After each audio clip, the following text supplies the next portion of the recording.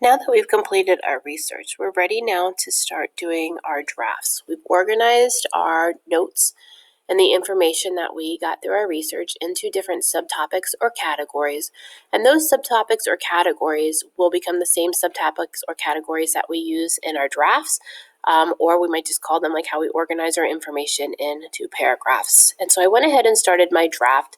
We're going to start with the body paragraphs, and we'll go back at the end and add the introduction and conclusion.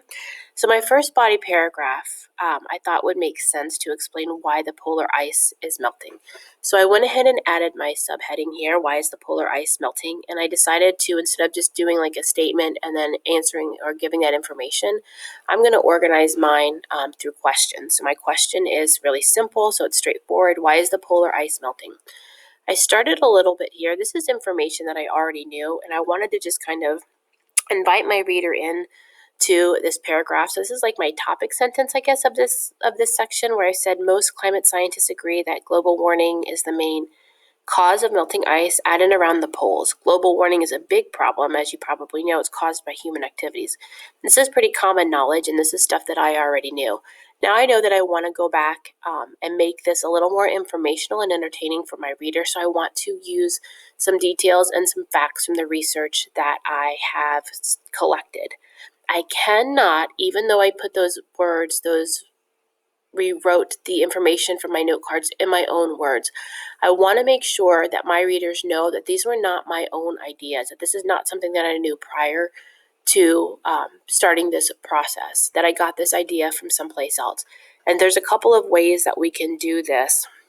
I think that I'm going to use this one. So I'm going to start my next section because I'm going to talk about some of those human activities that cause polar ice melting. So I'm going to say according to text, and then the piece of information that I am going to use next came from my third source.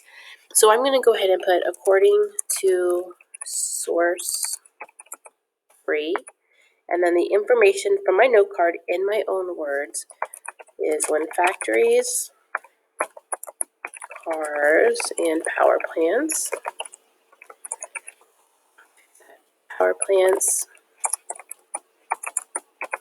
burn, what is my problem today? Burn fossil fuels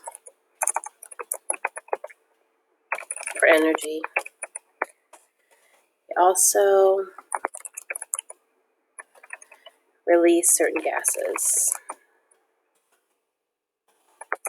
like carbon dioxide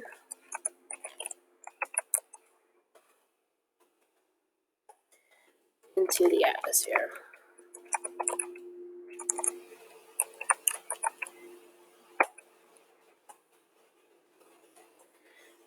Okay, the next piece of information that I'm going to add comes from another note card, and it said that the gases are called greenhouse gases. I didn't already know this because they hold in the heat like a greenhouse does. And if I look at my note card, I found that information in my first source.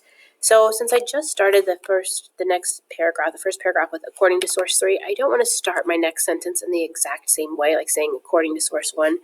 So I think that this time I'm going to just start with putting that information down from my research. The gases are called greenhouse gases because they hold in heat. And I still want to make sure that I say where I got that from, so I'm going to just put that in parentheses at the end. So we've seen 2 ways that we can incorporate the notes that we took during our research. I can introduce that evidence by saying according to source and whatever source it happens to be. I can also just put that in parentheses at the end. There are other ways that you can do this too. You could start with in source 3. You could, what else could you do? You could say the author of source, let's say 2, said that, and then you can put that information like that. Whatever method you choose, you want to make sure that you vary the way that you do that so that Not all of your sentences are starting the same way. And you want to remember that any information that you're taking from your note cards, you have to say where you got it from. You cannot just take that as your own ideas. And so your job today is going to be to go ahead and continue to draft your writing. And once you have drafted your writing and got the body part of it done, you're going to move on to the next slide, and we're going to talk about how you can do your introduction or how you could create a conclusion for your draft.